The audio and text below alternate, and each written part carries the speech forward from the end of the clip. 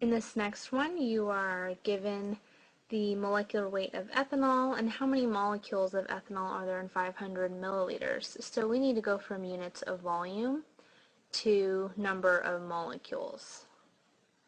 So first let's get rid of our volume and change it to a mass, which is what we can use the density for. If you multiply by the density, you get rid of milliliters. Then we can get rid of grams using our molecular weight. 1 mole over 46.07 grams. Grams are gone. Now if you get rid of moles to get molecules, we use Avogadro's number. 1 mole. Moles cancel. Now we're in units of molecules, which is what we want. And that gives you